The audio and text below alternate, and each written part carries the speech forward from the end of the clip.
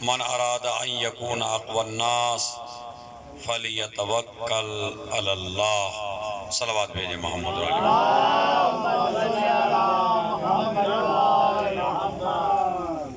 جیسا کہ آپ حضرات کو معلوم ہے کہ یہ مجلس مخصوص ہے باب الحوائج عبدالصالح ہمارے اور آپ کے ساتویں امام موسیٰ بن جعفر علیہ السلام سے، کہ جن کی شخصیت پوری دنیا کے سامنے اجاگر ہو جانی چاہیے، اور یہ مجالس اسی لیے ہوتی ہیں کہ تاکہ انسان کو اس کے امام کا تعارف ہو سکے۔ لہذا جو مجلس مجھے 1000 کے مجمع میں پڑھنی تھی وہی آپ میں پڑھنی ہے، بس آپ توجہ سے سنتے رہیں گے، اور بہت لمبا وقت مجھے چاہیے نہیں ہے، تقریباً 45 منٹ کے اندر مجلس تمام ہے، مگر سنیں گے غور سے۔ صلوات پڑھیں محمد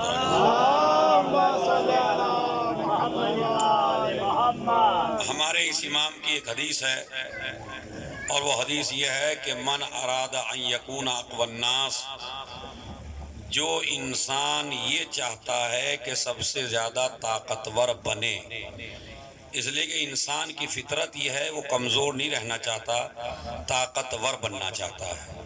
اور خالی انسان کی خاصیت نہیں ہے بلکہ ہر قوم کی خاصیت ہے کہ وہ طاقتور قوم بنے، ہر ملک کی خواہش ہے کہ وہ طاقتور ملک بنے۔ اسی لیے دنیا اپنی طاقت کا ثبوت دینا چاہتی ہے کسی پہ ظلم کر کے، کہ جب ہم کسی پہ ظلم کریں گے تو طاقتور کہلائیں گے۔ اسلام یہ کہتا ہے کہ ظالم چھوٹا تو ہو سکتا ہے، ظالم کبھی بڑا نہیں ہو سکتا، بلکہ ظلم کرتا وہی ہے جو چھوٹا ہو، ظلم بڑا انسان نہیں کرتا۔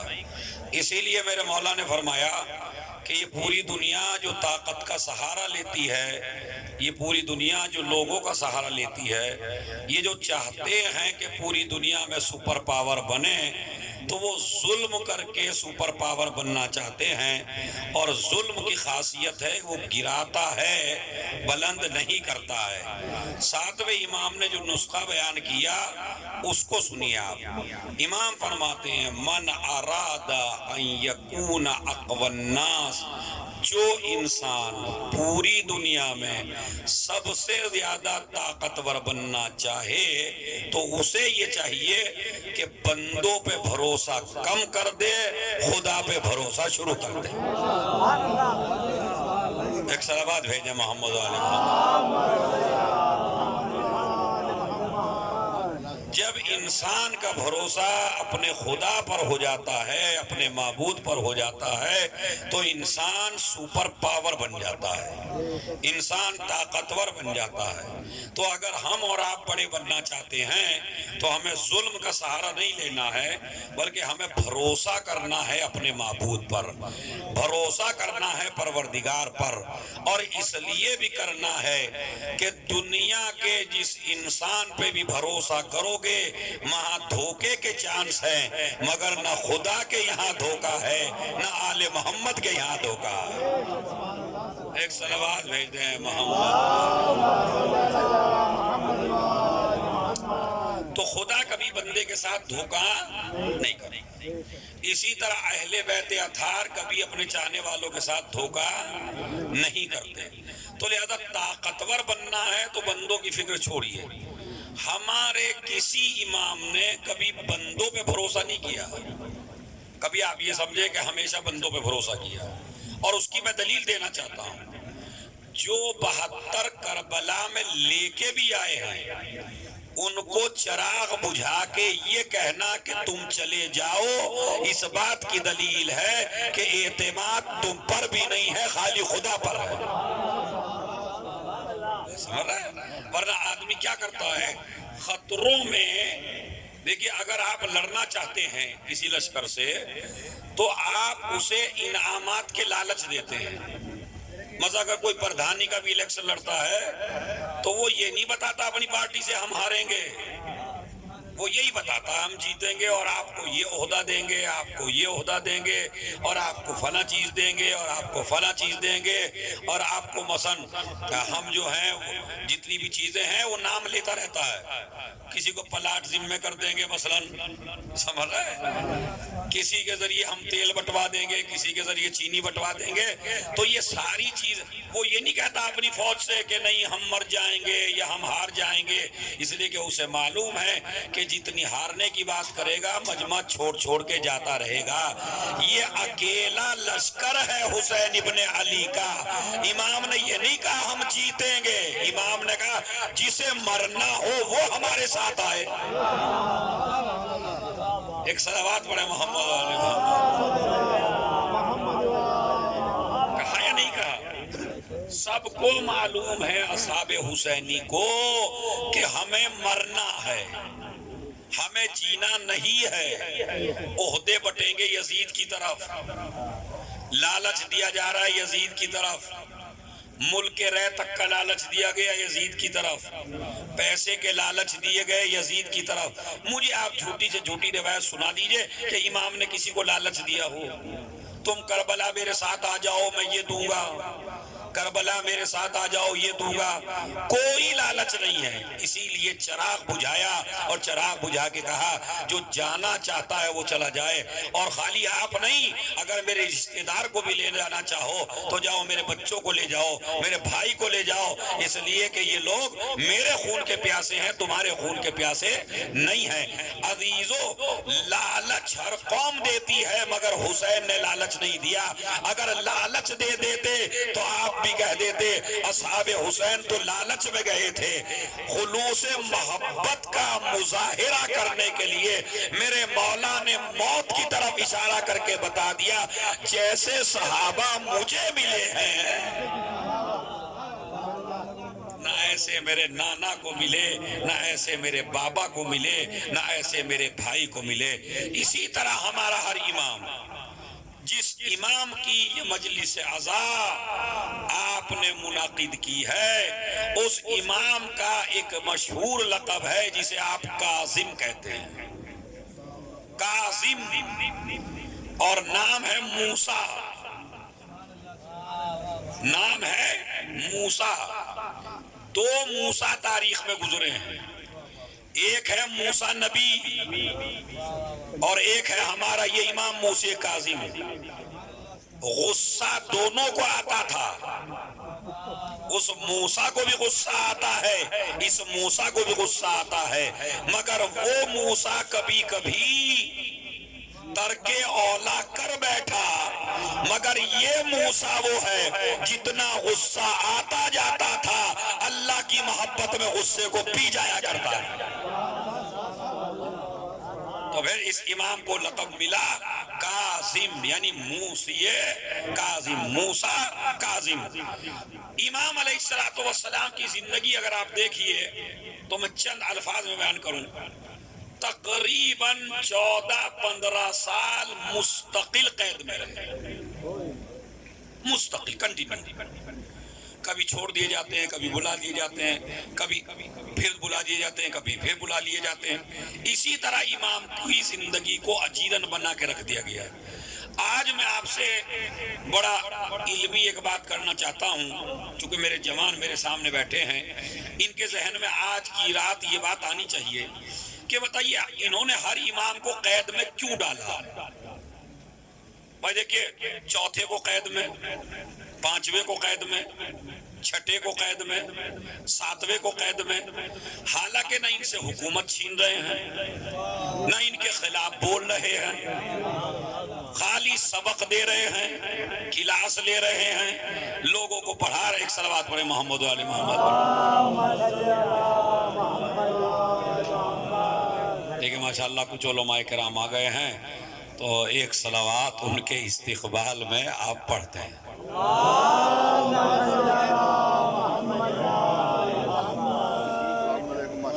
علیہ السلام. آئیے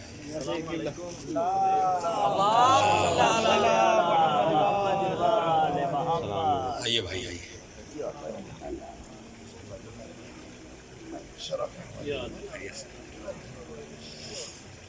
ایک صلوات اور پڑھیں محمد و آل محمد۔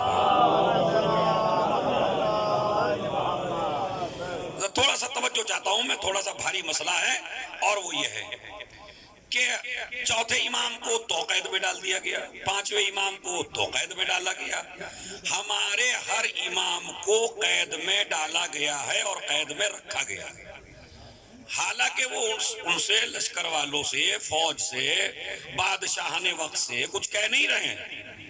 اگر امام نے ایک کلاس بھی لگائی تو حکومت اسی سے لرزنے لگی، اگر خالی سبق پڑھانے بھی بیٹھ گئے تو اسی سے حکومتیں لرزنے لگی۔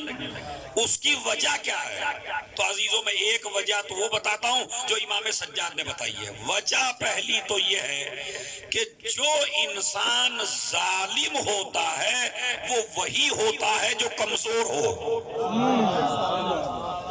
ظالم کبھی طاقتور نہیں ہوتا، ظالم ہمیشہ کمزور ہوتا۔ اسی لیے مولا نے صحیفہ سجادیہ کی ایک دعا میں فرمایا کہ اللہ ظلم نہیں کرتا، اللہ ظلم نہیں کرتا۔ جب کسی نے پوچھا مولا کیوں، کہا انما یحتاج الی الظلم الضعیف، ظلم وہ کرتا ہے جو کمزور ہو، اور اللہ کمزور نہیں ہے۔ اسی طرح مجھے آپ ہسٹری بتا دیجئے، مولا علی نے کسی پہ ظلم کیا، امام حسن نے کسی پہ ظلم کیا، امام حسین نے کسی پہ ظلم کیا، چوتھے نے، پانچویں نے، چھٹے نے، ساتویں نے، ایک تاریخ میں بتا دیجئے کسی نے ظلم کیا ہو، ہر ایک کے ساتھ لکھا مظلوم، پانچواں مظلوم، چھٹا مظلوم، ساتواں مظلوم، 11واں مظلوم۔ بھائی جملہ ایک ہی ہے، قدر کیجئے گا۔ اور علماء سے خصوصی توجہ چاہتا ہوں، امام کے قول کی روشنی میں انما یحتاج الی الظلم الضعیف، ظلم وہ کرتا ہے جو کمزور ہو۔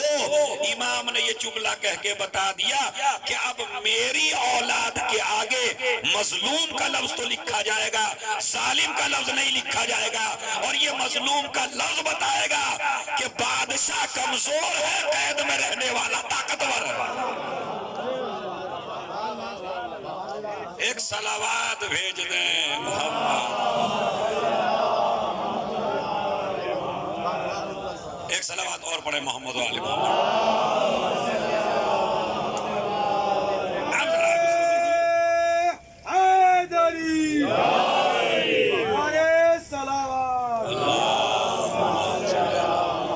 تھوڑا تھوڑا آگے کو آ جائیے، چونکہ وہ فرض بھی چھوٹا ہی ہے، پھر آپ نیچے بیٹھنے لگیں گے۔ آئیے تھوڑا تھوڑا جائیے صلوات پڑھتے ہوئے۔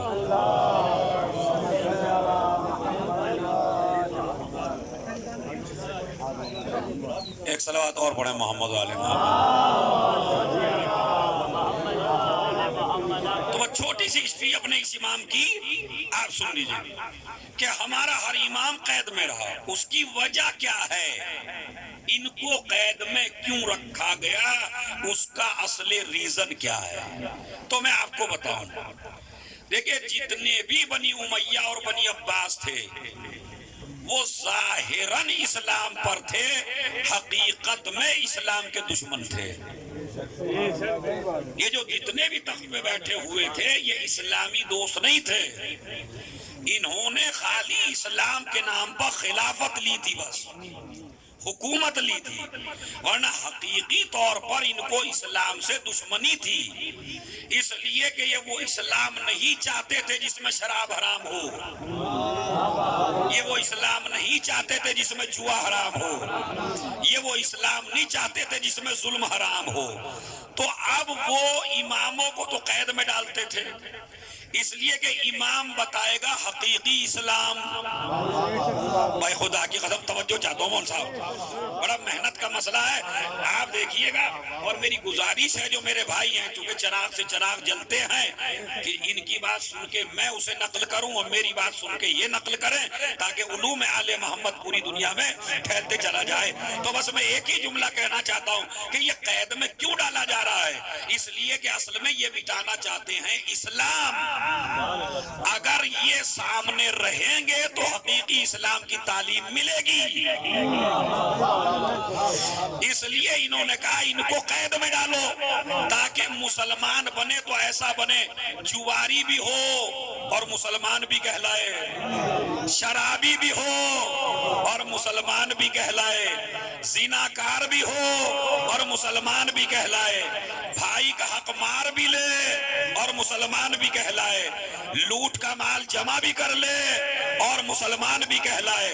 تو وہ یہ چاہتے تھے کہ ہر گندگی ہم انجام دیتے رہیں اور پھر بھی مسلمان رہیں، اس لیے ضرورت پڑی کہ حقیقی اسلام والوں کو قید میں ڈالو تاکہ ہمارا بنایا ہوا اسلام لوگوں کے درمیان میں رائج ہو جائے اور قید خانے میں حقیقی اسلام بند ہو کے رہ جائے۔ مگر ان پاگلوں کو کیا معلوم تھا کہ روشنیاں اسیر نہیں ہوتی۔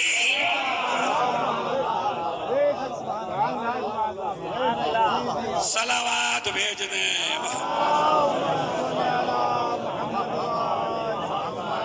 جو روشنیاں ہیں وہ اسیر نہیں ہوتی، اسی لیے یہ خوش ہیں بہت زیادہ، امام کو قید میں ڈال کے بہت زیادہ خوش ہیں اور یہ سمجھ رہے ہیں کہ امامت کو قید میں ڈالنے سے حقیقی اسلام نہیں پہنچے گا۔ یہ ہمارا اساتذہ امام جو اتنے سال قید میں رہا، وہ کولا کا نظام جس امام نے قائم کیا وہ یہی امام ہے جو آج وکیل بنتے ہیں نا، وکیل بنائے جاتے ہیں کہ آپ ہمارے وکیل فلاں جگہ کے ہیں، آپ ہمارے وکیل فلاں جگہ کے ہیں۔ ضرورت کیوں پڑی امامت کی موجودگی میں وہ کولا کی؟ چونکہ امامت کو قید میں ڈال دیا گیا، امام قید میں موجود ہیں۔ اب امام نے قید میں بیٹھے بیٹھے اپنے نمائندے معین کیے، اپنے وکلا معین کیے کہ ایک وکیل ہمارا معتبر وہاں جائے گا، ایک وہاں جائے گا، ایک وہاں جائے گا۔ اس کو حکومت سمجھ نہ سکی، وہ سمجھ رہے ہیں امامت قید ہو گئی تو حقیقی اسلام نہیں پہنچے گا۔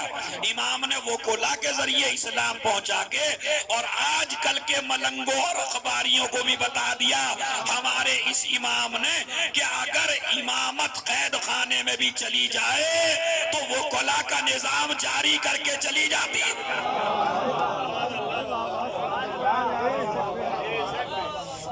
خیر میں نے کہنے کی کوشش کیا، مجھے نہیں پتا میں پہنچا پایا، لیکن بہت بڑا میسیج ہے۔ اگر امام قید میں ہو جب نائب کی ضرورت ہے، تو اگر امام غائب ہو نائب کی ضرورت نہیں ہے۔ انہوں نے نظام بنایا قید میں رہنے کا، قید میں رہ کے وہ کولا کا نظام بنایا اور باقاعدہ تقریباً کئی قید خانوں میں امام رہے۔ مگر دیکھیں جب حقیقی اسلام لوگوں تک پہنچنے لگا تو جس جیلر کے پاس امام کو رکھتے 15 دن میں وہی تبدیل ہو جاتا۔ اب پڑھیے ذرا تاریخ پڑھیے اس امام کی، بڑی عجیب و غریب سے کہ دیکھا یہ آل محمد کا سب سے بڑا دشمن ہے، اس کی جیل میں رکھا جائے امام کو۔ اب امام نے جو درس دیا، امام نے جو سبق دیا، امام نے جو عبادت کی، اپنے عمل سے اپنے کردار سے ایک مرتبہ وہ ظلم کرنے والا ظلم کرتا کرتا تھک گیا اور اسے ڈر لگنے لگا کہ یہ تو بہت بڑے عابد ہیں، کہیں مجھ پہ عذاب نازل نہ ہو جائے۔ فوراً کہنے لگا آپ مجھے یہ جو طاقت ہے آپ کے اندر، بھائی جملہ سنیے گا، یہ جو طاقت ہے نا آپ کے اندر کہ جتنا جتنا ظلم ہو رہا ہے اتنا اتنا آپ کی طاقت بڑھتی چلی جا رہی ہے، ورنہ ہوتا تو یہ ہے جتنا ظلم ہو اتنا آدمی کمزور ہوتا ہے، مگر آپ پہ جتنا جتنا ظلم ہوتا ہے آپ کی عبادتوں میں اضافہ ہو جاتا ہے۔ یہ تو بتاؤ یہ طاقت ملی کہاں سے؟ امام کہتے ہیں اپنے رب پہ ایمان تو لا۔ ارے اپنے رب پہ ایمان تو لا، جب تو اپنے رب پہ ایمان لائے گا تو تجھے پتا چلے گا کہ تیری طاقت کیا ہے۔ لہذا ایک بدلہ، انہوں نے کہا بھائی دوسرے قید خانے میں ڈالیے، انہوں نے پھر دوسرے قید خانے میں ڈال دیا۔ وہاں بھی امام کی تعلیمات اور عبادت کو دیکھ کے وہ بھی تبدیل ہو گیا۔ اس کے بعد چوتھے در جیل میں لے گئے اور اب لے گئے سندی ابن شائق کے یہاں۔ سندی ابن شائق بڑا ملعون تھا، بڑا سرکش تھا، مخالف آل محمد تھا، ضد تھا بالکل آل محمد کی، اسے دشمنی بہت زیادہ تھی آل محمد سے، اس کی قید میں رکھا گیا، اس نے بڑا پریشان کیا، مگر چونکہ اس نے غذائیں حرام بہت زیادہ کھا رکھی تھی، تو دیکھیں کبھی کبھی امام کی تبلیغ کا بھی اثر نہیں ہوتا۔ یہ نہ کہیے آج تو یہ ہو گیا کہ اگر مولانا صاحب تبلیغ کریں، اجی مول صاحب جب آپ کی زبانوں میں اثر ہی نہیں ہے، تو اپنی بات بھی ساری مولویوں پہ ڈال دیتا ہے مجمع، اجی مولویوں کی زبان میں اثر نہیں ہے، مولویوں کی زبان میں اثر نہیں ہے۔ ٹھیک ہے، ہماری زبانوں میں اثر نہیں ہے، فرزند زہرا کی زبان میں بھی اثر نہیں ہے، بولتے قرآن میں بھی اثر نہیں ہے، قرآن ناطق میں بھی اثر نہیں ہے، اللہ کے بنائے ہوئے امام کی زبان میں بھی اثر نہیں ہے۔ یہ نہ کہو ہمیشہ خطیب کی زبان میں اثر نہیں ہے، پہلے اپنی غذا بھی تو چیک کرو۔ لیکن جب پیٹ میں مال حرام چلا جاتا ہے تو معصوم کی بات کا اثر، آپ تو ساتویں بھی کی بات کرتے ہیں، میں آپ کو تیسرے امام کی بتاتا ہوں، واللہ لقد ملئت بطونکم من الحرام، یہ جو میری بات کا اثر تم پر نہیں ہو رہا ہے اس کی وجہ یہ ہے کہ تمہارے پیٹوں میں مال حرام بھرا۔ اس کا مطلب تبلیغ کا اثر کبھی کبھی اس لیے بھی نہیں ہوتا۔ آئیے میں آپ کو پھر سناؤں، سندی ابن شائق کی قید میں رہے، امام کا کردار وہی ہے، اخلاق وہی ہے، سیرت طیبہ وہی ہے، یہ تو نہ بدلا، مگر اس کی ایک سگی بہن تھی، وہ روز دیکھتی تھی امام کو عبادت کرتے کرتے، نور عبادت دل میں داخل ہوا، امام کی تعلیمات کو سنا، ایسے کافر، ایسے مشرک، ایسے منافق، ایسے آل محمد کے دشمن کے گھر میں بھی اللہ نے آل محمد کی مدح کرنے والا اس کی بہن کی شکل میں پیدا کر دیا۔ جو قاتل ہے امام کا، اس کی بہن ایک مرتبہ کہنے لگی، بھائی اب جملہ سنیے بھائی، وہی تاریخ سے جملہ اٹھا کے لایا ہوں، خواب قوم تعرضوا لهذا الرجل، کئی ترجمے ہیں خواب قوم کے، ستیہ ناس ہو اردو زبان میں بالکل، ابھی کو ٹھیٹ زبان میں اجارہ لگ جائے، اور بالکل ادبی زبان میں لعنت ہو ان لوگوں پر جو ایسے عابد کو ستائے۔ ارے میں توجہ چاہتا ہوں بھائی، ہے صلوات بھیج دیں محمد۔ سنیا، خواب قوم تعرضوا لهذا الرجل، جو اس مرد کو بھی ستائیں ان پر لعنت ہو اللہ کی۔ یہ کون لعنت کر رہی ہے؟ قاتل کی بہن، زہر دینے والے کی بہن، جو امام کو ستا رہا ہے۔ بھائی اب میں ہسٹری کو تھوڑا سا عجیب سا رخ دے کے ذہن آپ کو چلانا ہے، اشارے مجھے کرنے ہیں۔ اہل بیت اطہار کے کردار کا امتیاز یہی ہے کہ ان کے چاہنے والے دشمن کے گھر پیدا ضرور ہوتے ہیں۔ اب مجھے نہیں پتا بھائی کس کے سر سے اترا، کس کے دل میں اترا کہ آل محمد کے چاہنے والوں کا امتیاز یہ ہے کہ ان کے دشمنوں کے گھر میں ان کے مداح پیدا ہوتے ہیں۔ اگر زہرا کا حق چھینا ہے تو لعنت کرنے والا خود غاصب کا بیٹا ہے۔ اگر یزید نے کربلا میں ظلم کیا ہے تو یزید کا بیٹا تخت پہ بیٹھ کے آبا و اجداد پہ لعنت کر رہا ہے۔ صلوات بھیج دے محمد۔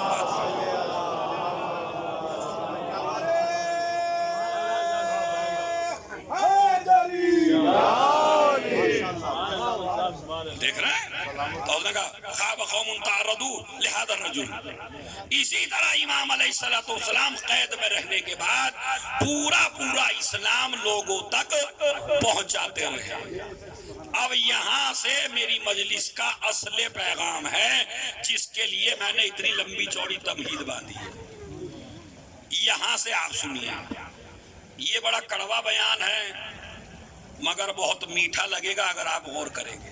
اور اگر غور جذبات میں بہ گئے تو کڑوا ہی کڑوا ہے.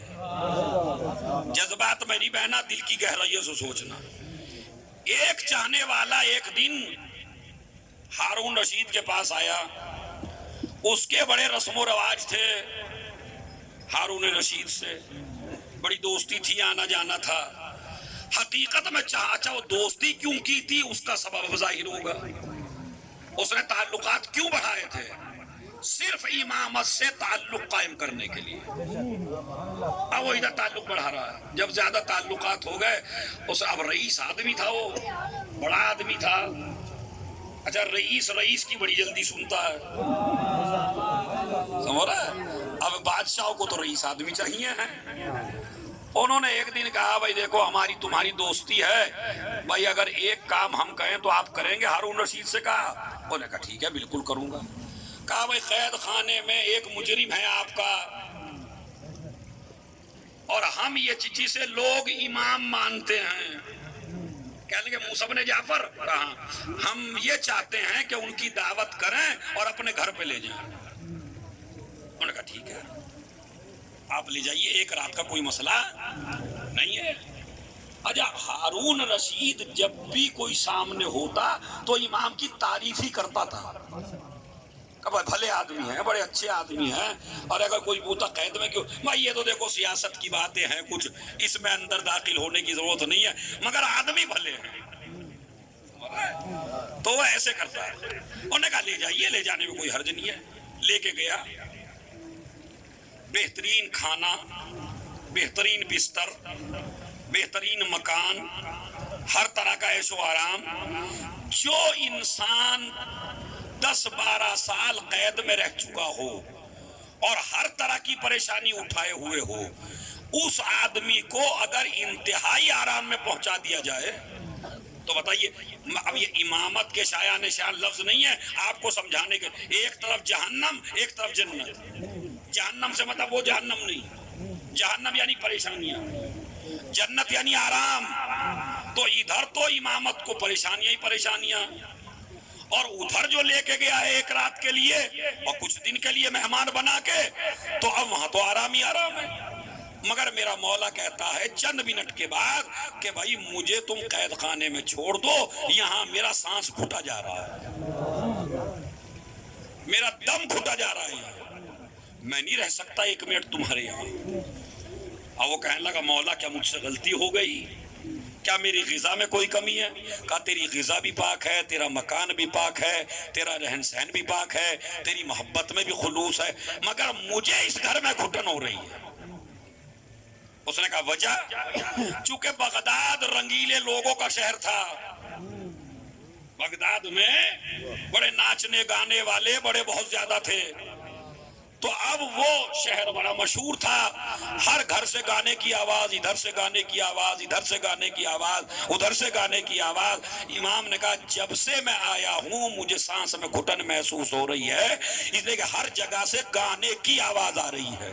لہذا میں تجھ سے کہتا ہوں مجھے قید خانے میں چھوڑ کے آ، اس لیے کہ وہ قید خانہ اس شہر سے لاکھوں درجے اچھا ہے. کم سے کم عبادت خدا کرنے میں تو مزہ آتا ہے. بھائی ایک آدمی سے توجہ چاہتا ہوں، خدا کی قسم ہے عبادت خدا کرتا ہوں میں، اور مجھے یہ آوازیں وہاں قید خانے میں سنائی نہیں دیتی. چلے گئے امام یا نہیں؟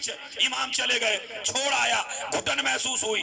جس گھر میں تھے اس میں گانا نہیں تھا، جس گھر میں تھے اس کی غذا نجس نہیں تھی، جس گھر میں تھے اس کی محبت خالص تھی، مگر اس کا گھر بھی چھوڑ دیا. امام علیہ السلام نے 2 شاعر بیٹھے ہیں میری تائید کریں گے، اگر امام گانوں کی وجہ سے وہ گھر چھوڑ سکتے ہیں جہاں گانوں کی آواز آ رہی ہے، تو تمہارا امام اس 13 رجب کی محفل میں کیسے آتا ہوگا جہاں منقبتیں گانوں کی شکل میں پڑھی جا رہی ہیں، جہاں ڈانس ہو رہا ہے، جہاں ناچا جا رہا ہے.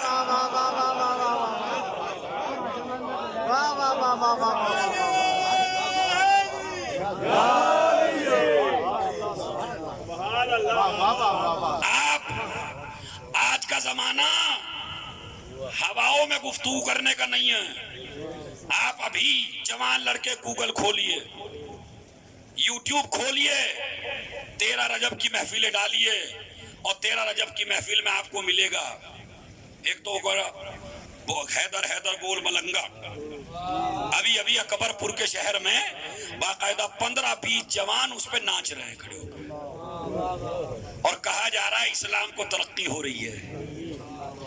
وہ خواتین جن میں علی کا مذہب کہتا ہے کہ پردہ واجب ہے، وہ اپنے اپنے ویڈیو وائرل کر رہی ہیں اور کہہ رہی ہیں عزاداری کو ترقی ہو رہی ہے۔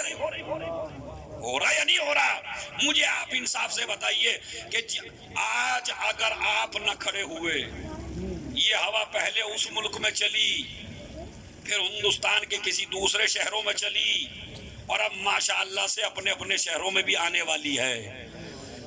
جن لوگوں کو گانے کے ذائقے معلوم ہیں، اب ان کو مولویوں نے بتایا گانا تو حرام ہے، مگر شوق تو کم نہ ہوا، مولوی سے ڈرے ہی تو ہیں۔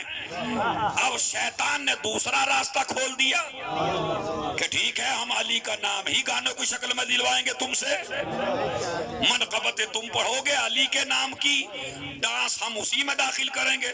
اگر کوئی باہر سے آدمی آ کے کہے محفل نہ کرو، محفلوں کو مٹانا چاہے، تو باہر کے آدمی میں اتنی طاقت نہیں ہے کہ وہ محفل کو مٹا سکے۔ شیطان جب آتا ہے نا تو وہ اپنے جیسا بن کے آتا ہے۔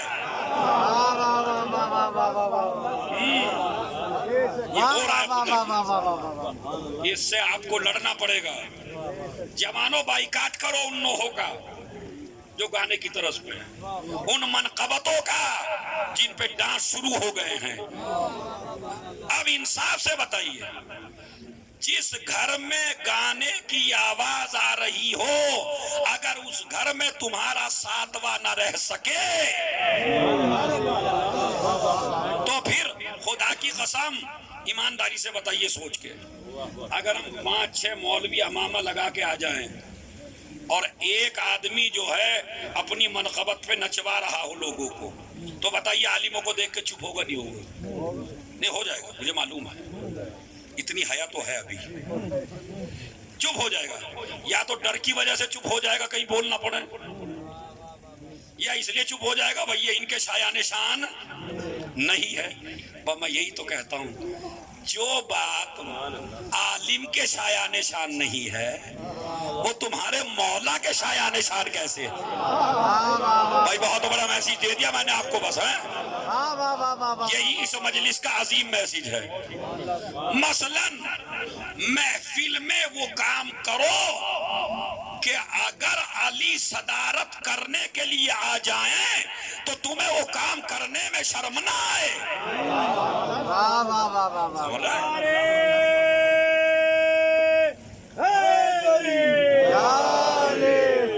تمہیں وہ کام کرنے میں شرم نہ آئے۔ میں ایک جملہ کہہ کے، اور وہ فضیلت کا بڑا جملہ ہے، یہ جتنے بھی جوان ہیں ان سے میں توجہ چاہتا ہوں، چونکہ اب عزاداری کی باغ ڈور تم جوانوں کے ہاتھ میں ہے۔ بزرگوں سے میں معافی چاہتا ہوں، جوانوں تم کو چوکنا ہونا پڑے گا، تم کو بائیکاٹ کرنا پڑے گا، تم کو محفلوں میں نورانیت داخل کرنی پڑے گی۔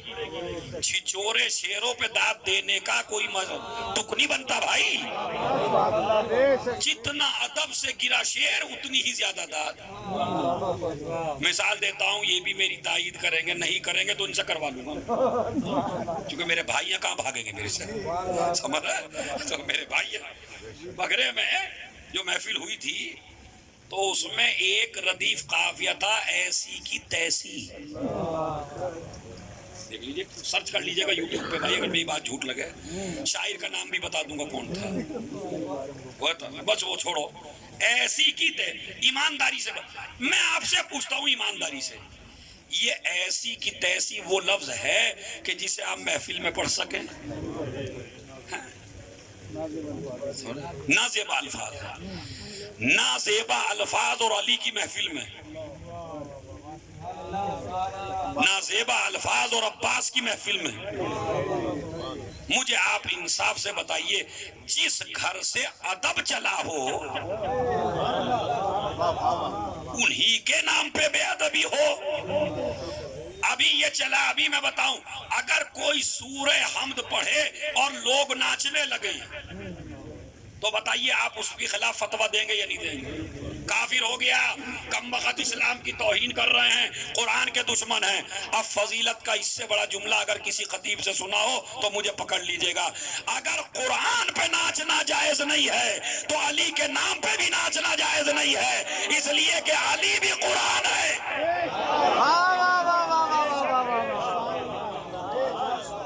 صلوات بھیج دیں محمد۔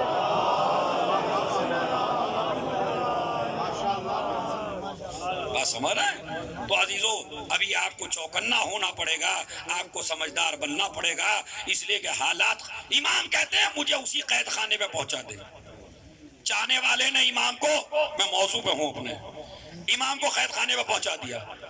اب جملہ سنیے یہاں، آغا امام کی دعا ہے، امام کی دعا ہے، اللہم انی کنتو اسألک ان تفرغنی للعبادہ فلک الحمد قد فعلت ذالک۔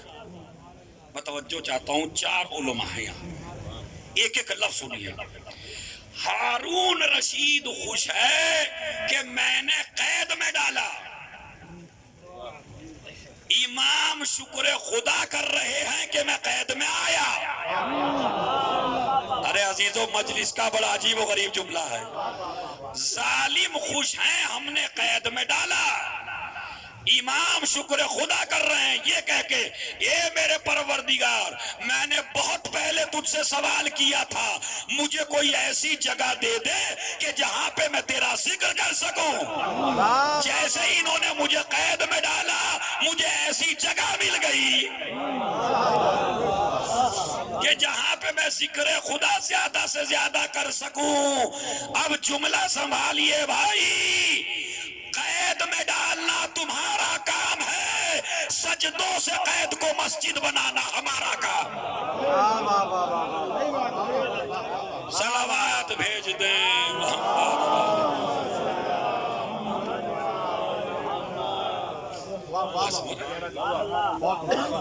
سجدوں سے قید خانوں کو مسجد بنانا یہ ہمارا کام ہے۔ یہ ہمارا امام قید میں رہتے، دیکھیے کیا کیا ہو رہا ہے۔ ادھر وہ واقعہ جو مشہور ہے علماء کے لیے اور غیر مشہور ہے عوام کے لیے، کہ انہوں نے جب 6-7 آدمی بدل گئے تو انہوں نے یہ کہنا شروع کیا کہ بھائی جو آدمی عبادت میں تم اتنا مشہور کہہ رہے ہو وہ تو اکیلے میں گناہگار بھی بہت بڑا ہے۔ اب یہ امام پہ الزام لگا کہ یہ گناہگار ہے۔ لوگوں نے کہا دلیل دیں گے ہم۔ 3-4 دن کے بعد دربار میں ایک ناچنے گانے والی عورت کو بلایا گیا، علماء کے لیے سنا ہوا ہے، نتیجہ نیا ہے، سن لیجئے کیا۔ ایک ناچنے والی عورت کو، گانے والی عورت کو، فاحشہ عورت کو بلایا گیا اور اس کو کہا کہ تجھے 1 رات ہمارے پاس رہنا ہے، ہمیں تم سے کافی کام ہے، چاہے جتنی دولت لے لو، چاہے زر و جواہرات لے لو، چاہے جتنا پیسہ لے لو، مگر تم کو دربار میں آ کے جب بیان دینا پڑے تو وہ بیان دینا جو ہم بتا رہے ہیں، یہ بیان نہیں جو دیکھا ہے۔ جو دیکھا ہے یہ نہیں کہا، یہ ہمارے کچھ ذاکرین اور کچھ طلباء یا علماء پڑھ دیتے ہیں کہ جو دیکھا ہے وہ بیان کرنا، نہیں یہ نہیں ہے بھائی، لیکن وہ بھی جانتے ہیں کیا دیکھے گی۔ جو ہم تجھے سکھا رہے ہیں وہ بیان دینا۔ کہنے لگی میں تو تیار ہوں، مجھے کیا جاتا ہے بھائی۔ گئی، دروازہ بند کیا گیا قید خانے کا، خالی تمہیں کچھ نہیں کرنا، رات گزارنی ہے، بعد کا نظام ہم دیکھ لیں گے۔ گئی، یہ کہتی ہے میں نے اپنے حسن و جمال سے اس امام کو بہکانے کی کوشش 2-3 بار کی، لیکن مجھے ایسا لگا جیسے قید خانے میں حورے ہی حورے ہوں۔ میں بعض یہ سوچ کے آ گئی جسے حوروں کا حسن نہ بہکا سکے اسے میرا حسن کیا بہکائے گا، اور جب یہ سجدہ کرتا ہے تو ایسا لگتا ہے آسمان جھک جاتا ہے، سورج اور چاند سجدے میں چلے جاتے ہیں، قید خانے کے در و دیوار جھک جاتے ہیں۔ یہ اکیلا سجدہ نہیں کرتا، کائنات اس کے ساتھ سجدے میں چلی جاتی ہے۔ صبح ہوئی، بدل گئی، اب جو فوج نے آ کے دیکھا، پہلے تو امام کو سجدے میں دیکھتے تھے، اب کیا دیکھا؟ جس کو لے کے آئے تھے وہ عورت خود سجدے میں پڑی ہوئی ہے۔ انہوں نے کہا چلو بادشاہ نے بلایا ہے، کہا پردے کا انتظام کرو۔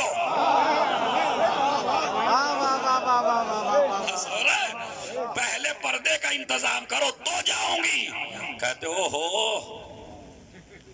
70 چوہے کھا کے بلی حج کو چلی، ارے کبھی پردہ نہیں کیا کمبخت۔ اب وہ کہنے لگے مطلب تو نکالنا ہے اپنا، لے کے آئیے بھائی۔ انہوں نے کہا نہیں، بے پردہ نہیں جاؤں گی۔ پردے کے ساتھ گئی، دربار میں نہ جانے کہاں کہاں کا مجمع بلایا گیا ہے، اور پورا مجمع بھرا ہوا ہے۔ خاتون پردے میں حاضر ہوئی، کہنے لگا بتاؤ تم نے کیا دیکھا؟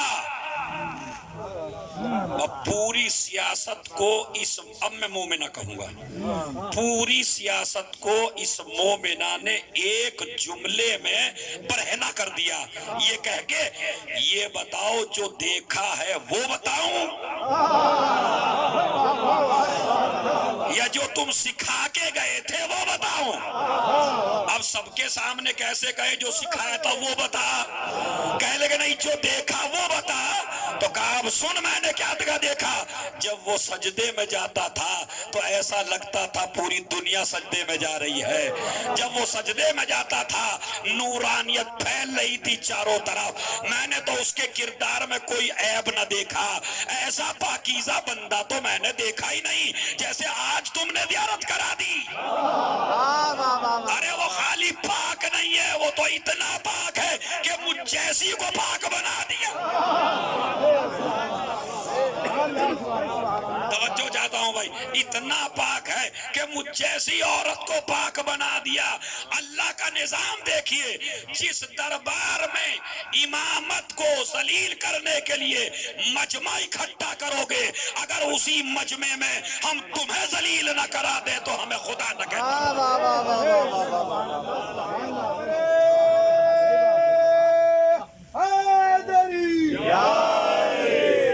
ایک صلوات بھیجے محمد علیہ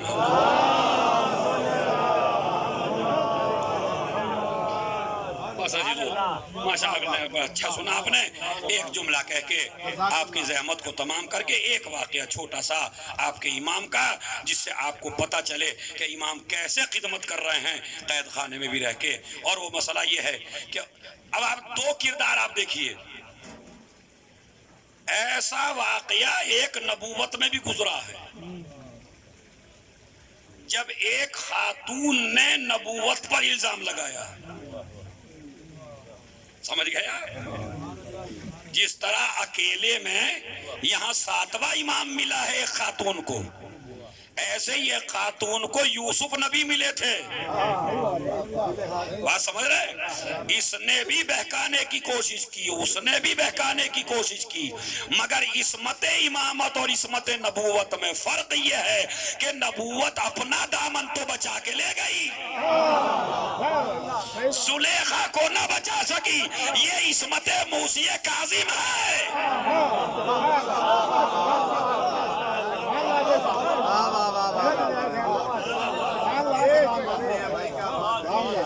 صلوات بھیج دیں محمد اور آل محمد۔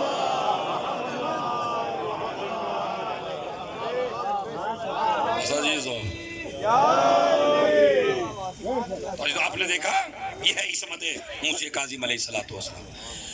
اسی زمانے میں جب امام قید میں تھے، ایک لا مذہب، ایک یہودی یا عیسائی، صلوات پڑھیں محمد، ایک صلوات اور پڑھ دیں محمد۔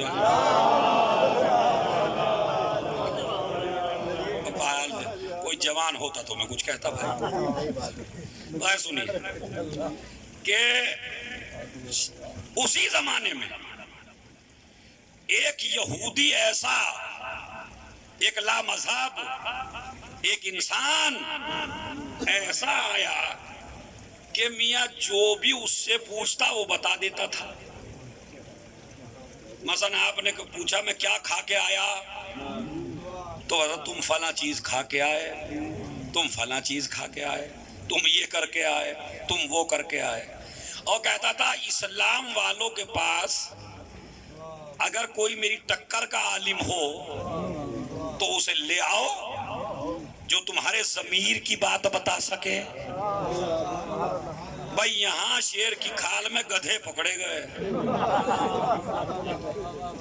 سمجھ رہے آپ نے جانتے ہیں یہ ہائی اسکول کے کورس میں ایک حکایت ہے، سمجھ رہے اور چل بھی رہی ہے، دیکھو انہیں پتا ہے ہمارے عروج صاحب کو۔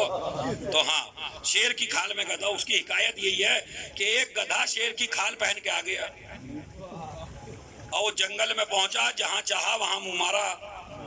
لوگ سمجھے شیر ہے، ڈر گئے، اب جو ڈرے لوگ بھاگے۔ اب یہ جب کھائے تو جھومنے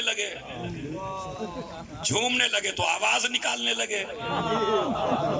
اب یہ شیر کی کھال پہن کے تو آ گئے تھے، مگر وہ دہاڑ کہاں سے لاتے جو شیر کے اندر ہوتی ہے۔ اب جو اپنی آواز میں بولے تو گدھے تھے، لوگوں نے مارنا شروع کیا۔ یہی ہوا بنی عباس کے ساتھ، رسول کے منبر پہ بیٹھ تو گئے مگر علم رسول کہاں سے لاتے، علم رسول کہاں سے لاتے۔ اب انہوں نے کہا کہ بھائی اچھا لوگ ایسے کے چکر میں آتے چلے بھی جاتے ہیں، ایسے کے چکر میں چلے جاتے ہیں۔ دیکھیں باقی صاحب یہ تبلیغ کرے، یہ تبلیغ کرے، میں تبلیغ کروں، فلاں تبلیغ کرے، چاہے آپ کو 1000 عالم تبلیغ کریں اور پھر کوئی محفل ہو جائے اس میں ایک شاعر آپ کے ہتھوں چڑھ جائے، وہ نہ آپ کو بے دین بنا دے، 1000 عالموں کی تبلیغ نہ رائے گا کرا دے، تو میں یقین کے ساتھ کہہ رہا ہوں لیکن جب آپ کے جذبات بڑھ جاتے ہیں تو عقل ختم ہو جاتی ہے، سوچنے سمجھنے کا مادہ آپ کا ختم ہو جاتا ہے۔ عالموں کی نصیحتیں، ارے ان کا تو کام ہی نصیحت کا ہے، مگر جب پانی سر سے اوپر گزرتا ہے تو پتہ چلتا ہے کہ عالم ہی ہے جو مشکلوں سے بچا سکتا ہے۔ بات سمجھ رہا ہے؟ آج کا ماحول ایسا بن گیا کہ یہ مولانا صاحب سنا رہے ہیں کوئی روایت کہ معصوم نے یہ فرمایا، اب شیر ہے حدیث کے خلاف، جوان لڑکا پڑھ رہا ہے شیر، سمجھ رہا ہے؟ جوان لڑکا شیر پڑھ رہا ہے، کہ یہ دلیل ہے اس بات کی، تو شیر دین اسلام کی دلیل نہیں بنتے، سمجھ رہے ہیں؟ اب سنیے، ایسے کے چکر میں سب آ گئے تو ہارون رشید پریشان ہوا، اس نے بھی پوچھا کہ میں کیا کر کے آیا، کہا تو یہ کر کے آیا۔ ہارون رشید کہنے لگا ہاں یار بتائی تو اس نے سچی بات بالکل۔ اچھا ہر آدمی یہی پوچھتا ہے میں کیا کر کے آیا، وہ بتا دیتا ہے، اس کا حلقہ بڑھتا رہا، مسلمان کم ہونے لگے، اس کا مذہب اختیار کرنے لگے، بادشاہت پریشان ہوئی، اگر مجمع مسلمان نہ رہا تو حکومت بنام اسلام ہوگی کس پر، اس لیے ضرورت پڑی کسی اسلام بچانے والے کی۔ لوگوں نے، وزیر اعظم نے مشورہ دیا اب اس دین کو بچا سکتا ہے تو 7واں امام بچا سکتا ہے، بس اسے لاؤ قید سے باہر۔ امام کو لایا گیا، تمہارے نانا کا دین خطرے میں ہے، اپنے نانا کا دین بچائیے، ایسا آدمی پیدا ہوا ہے۔ امام نے کہا ٹھیک ہے، ملاقات رکھی گئی، ہر آدمی پوچھتا تھا میں کھا کے کیا آیا۔ امام نے پوچھا یہ کیفیت جو تیرے اندر پیدا ہوئی وہ کیسے ہوئی؟ ارے توجہ چاہتا ہوں۔ امام نے کہا بھئی یہ جو تو لوگوں کو غیب کی بات بتاتا ہے، کیا کھا کے آئے، کیا کر کے آئے، یہ کیفیت تجھے کیسے حاصل ہوئی؟ سوچنے پہ مجبور ہو گیا، جو پہلے آئے تھے وہ الگ تھے، جو پہلے جملے میں باطل کو سوچ میں ڈال دے اسی کو امام کہتے ہیں. بس سمجھ رہا ہے؟ جملہ میں نے کہا ہے شاید قدر کم ہوئی ہے. جو پہلے ہی جملے میں باطل کو سوچنے مجبور کر دے اسے امام کہتے ہیں. سوچنے مجبور ہو. امام کہنے لگے بتا کیسے حاصل ہوئی یہ کیفیت. کہنے لگا جی آپ جیسا ابھی کوئی آیا بھی نہیں تھا لیکن مجھے آپ کو بتانا ہی پڑے گا. امام نے کہا تیری زبان سے سننا چاہتا ہوں ورنہ مجھے معلوم ہے تو نے کیا کیا ہے. اب تیری شرابت ہے غلط بتائے گا تو میں کہہ دوں گا غلط بتایا. بات سمجھ رہا ہے؟ یہ تو ان کے لیے تھا آپ کو سمجھانے کے لیے ہے. اما جن کی تلواریں نسلیں دیکھ کے چلے ہیں یہ آپ کے لیے. اس نے کہا کہ جی میں نے ریاضت کی ہے. کہا ریاضت کیسے کی ہے؟ کہا جس چیز کو بھی میرا نفس کہتا تھا کہ یہ کر تو میں اسی کی مخالفت کرتا تھا. کھانے پہ بیٹھا نفس نے کہا کھا لے میں نے کھایا نہیں. کئی دن گزر گئے بھوکے. نفس نے کہا فلاں سے مل میں نہیں ملا. جو میرا نفس کہتا تھا اس کی مخالفت کرتا تھا. امام نے کہا تو نے بالکل سچ کہا. عام آدمی ہو کے تو نے نبیوں والا کام کیا. اسی لیے اللہ نے تجھے یہ شرف عطا کر دیا کہ تو جو پوچھے وہ بتا دیتا ہے. امام کہنے لگے اچھا تو وہی کرتا ہے نا کہ جس سے تیرا نفس روکے. کہا بالکل کرتا ہوں. امام نے کہا مسلمان ہو جا.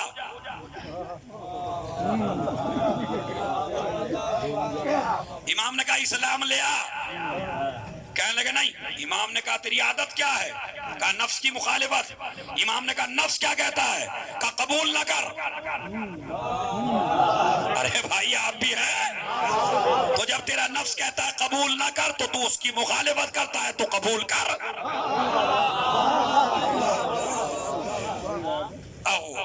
مجبور بن گیا بھائی چونکہ پڑھا لکھا تھا. کہنے لگے ہاں جی نفس کہہ رہا ہے اسلام قبول نہ کر. میری عادت ہے مخالفت نفس کی. ہاتھ بڑھائیے کلمہ پڑھوائیے. امام نے کلمہ پڑھوا کے مسلمان بنا لیا. ہارون رشید سے کہا اب اس سے کسی کو خطرہ نہیں ہے. امامت کا چہیتا بن گیا. امامت کا چاہنے والا بن گیا. کچھ دن گزرے. امام نے کہا اب اس کے پاس جاؤ اور پوچھو کیا کھا کے آیا ہوں. گئے ایک چاہنے والا. کیا کھا کے آیا جی؟ میں سر پہ ہاتھ لگاتا بھائی مجھے تو نہیں پتا آپ کیا کھا کے آئے. پھر دوسرا آیا مجھے تو نہیں پتا. اسلام دشمن جو تھے انہوں نے ذہن بھرنے شروع کیے. اب یار یہ اسلام سچا مذہب نہیں ہے. جب تو اس مذہب پہ تھا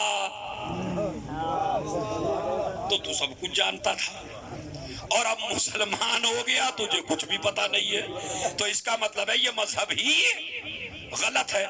شک میں ڈال دیا لوگوں نے. واقعا شک میں ڈالنے والے اس زمانے میں بھی تھے ماشاءاللہ اس زمانے میں بھی ہیں بہت. اللہ انہیں آباد رکھے ان کی ہدایت فرمائے. ممبروں سے بھی بہت زیادہ شک ڈالے جاتے ہیں. مجمع بیچارہ سوچنے پہ مجبور ہوتا ہوں نماز حسین نماز حسین حسین افضل یا نماز افضل. ماما بھائی آدھے گھنٹے کی لفاظی ہے ذاکروں کی اس پہ. حسین افضل نماز افضل نماز افضل. ایسا ہے جیسے اس کے باپ کا دین ہے یہ کہ جو بتائے گا افضل کیا ہے.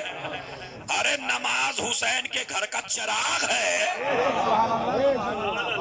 بلا وجہ کی الٹی بحثوں میں وقت ضائع کر رہے ہو بھائی ممبر سے. تزیہ اوقات کیا اس پہ ہی بحث ہو رہی ہے. ارے بھائی اخلاق امام بتائیے. بہکایا اس کو. ابے بھائی وہی مذہب اختیار کر لے کم سے کم نالج تو تھی تجھے. اس مذہب پہ آیا تو پتا نہیں. کہنے لگا نہیں پہلے اس کے ہاتھ پہ بیعت جس کے ہاتھ پہ بیعت کی ہے اسی سے مسئلہ پوچھوں گا. ہارون رشید نے کہا قید میں بھیجو. قید میں گیا. امام سے پوچھا مولا ایمان لا چکا ہوں مگر دل میں آج شک داخل ہو رہا ہے. کہا کیا ہو رہا ہے؟ کہا جب میں کافر تھا تو ساری باتیں بتا دیتا تھا. مسلمان ہونے کے بعد آپ کے ہاتھ پہ بیعت کرنے کے بعد علم تو بڑھنا چاہیے تھا نا. یہ علم کم کیوں ہو گیا؟ میرے امام نے فرمایا کہ جب تو کافر تھا اللہ تجھ سے نفرت کرتا تھا، لہذا جو تو نیکی کرتا تھا دنیا میں اس کا اجر مل رہا تھا، آخرت بالکل خالی تھی۔ جب سے مسلمان ہو گیا ہے نیکیاں وہاں جمع ہو رہی ہے۔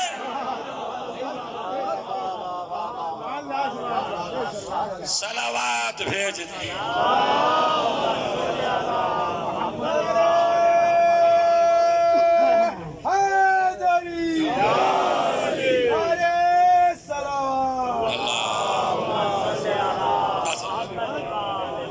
تیری نیکیاں وہاں جمع ہو رہی ہیں۔ یہی ہمارا امام عزیزو، بڑے خوش نصیب ہیں وہ جوان۔ ایک جملہ کہہ کے 3-4 منٹ کا مصائب، انشاءاللہ اسی پہ آپ بہت زیادہ گریہ کریں گے۔ دیکھیے ہارونی نسل کا اب کوئی نہیں ہے، امینی اور مامونی نسل کا اب کوئی نہیں ہے، مگر جگہ جگہ دیکھیے کاظمی آج بھی موجود ہیں، جو اس بات کی دلیل ہے اللہ مظلوم کی نسل ختم نہیں کرتا، اللہ ظالم کی نسل ختم کر دیتا۔ بس عزیزو، یہ ہمارا امام اس قید خانے میں رہا کہ جس کے بارے میں علماء نے لکھا کہ اس کی چوڑائی اتنی کم تھی کہ امام پیر نہیں پھیلا سکتے تھے۔ میری طرف دیکھیں گے تو گریہ کریں گے۔ امام ایسے بیٹھے رہتے تھے بس، مطلب اتنا چوڑا نہیں ہے کہ اگر پیر دکھ جائیں تو پیر پھیلا لیں، پیر نہیں پھیلا سکتے تھے۔ لمبائی اس کی اتنی تھی کہ امام ٹھیک سے کھڑے نہیں ہو پاتے تھے۔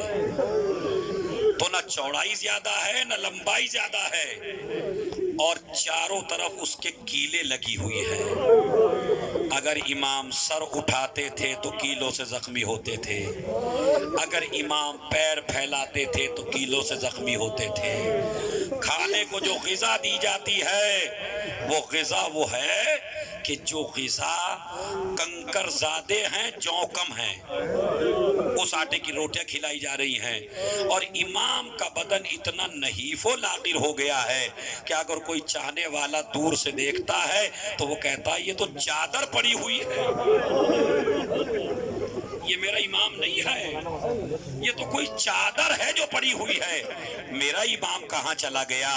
عزیزو، ابو العطا ایک بہت بڑا شاعر ہے، وہ بہت زیادہ دربار میں غزلیں پڑھتا ہے، ہارون رشید اس سے بڑا خوش ہے مگر امامت کا چاہنے والا ہے۔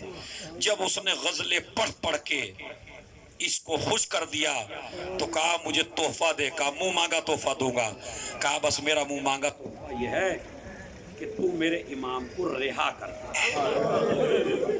خدا کی قسم 1-2 منٹ کی روایت ہے مگر آپ اتنا روئیں گے، روایت بڑی سخت ہے۔ کہتے ہیں ایک مرتبہ اس نے کہا تو میرے امام کو رہا کر دے، اب چونکہ یہ وعدہ کر چکا تھا، اس نے کہا جا میں نے تیرے امام کو رہا کر دیا، شام کے وقت کل آنا، اپنے امام کو لے کے چلے جانا۔ ابو العطا صبح کو اٹھا، بیوی سے خوشی خوشی کہا گھر کو تیار کرو، کھانا بہترین بناؤ، میرا امام قید میں کھا کھا کے کمزور ہو گیا، بہترین سا بستر لگاؤ، میرا امام کافی سال سے سویا نہیں ہے۔ اپنی بیوی سے یہ باتیں بتا رہا ہے، دوپہر میں جا کے بیٹھ گیا، اب وہ رہا ہو رہا ہے، اب دوسرا آدمی رہا ہو رہا ہے، اب کوئی مجرم رہا ہو رہا ہے، ابو العطا زندان کے دروازے پہ بیٹھا ہے۔ اے بھائی، ہارون نے کہا تھا مولا کو رہا کرنا ہے، مولا کو کیوں نہیں لایا جاتا؟